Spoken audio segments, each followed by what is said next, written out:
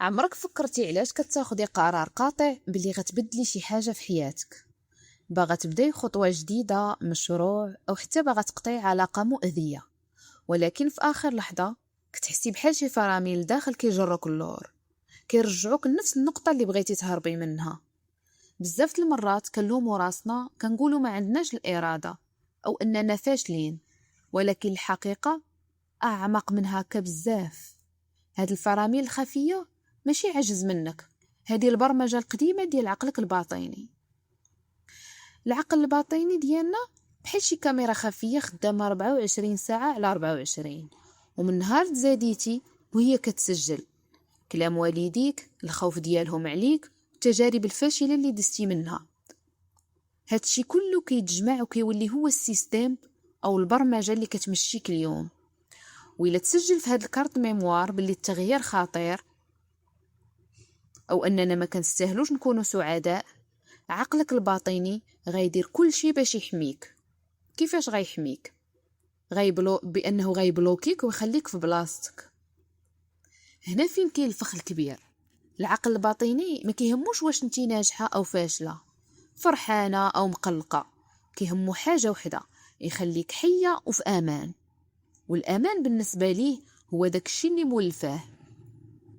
وخا تكوني عايشة في وضعية مؤذية أو علاقة سامة، عقلك الباطني كيفضل هاد المعاناة حيت كيعرفها ومولفها على أنه يخليك ديري خطوة للمجهول، وخا يكون هاد المجهول فيه نجاحك وسعادتك.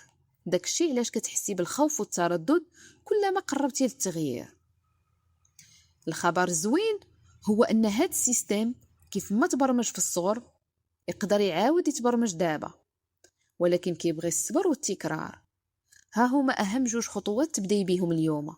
أولا، راقبي حوارك الداخلي. حبسي الكلمات السلبية بحال أنا ديما زهري خايب أو أنا ما غنقدرش. كل ما قلتي هاد الهضرة عقلك الباطني كيسجلها كأوامر ويطبقها. بدليها بكلمات إيجابية. ثانيا، قوة التخيل قبل النوم. قبل ما تنعسي ب10 دقائق كيكون عقلك الواعي طافي والعقل الباطن محلول ومستعد يستقبل. في هاد الوقيته سدي عينيك وتخيلي راسك وصلتي لداكشي اللي باغا. عيشي الفرحة والنجاح بكل جوارحك. هاد الصور كتدخل للسيستم ومع الوقت كتولي هي الواقع ديالك. في النهاية الحياة ما غتغيرش حيت بغيتي، غتغير فاش غتغيري البرمجة اللي لداخل. فكي الفراميل واعطي راسك فرصة تعيشي الحياة اللي كتستاهليها.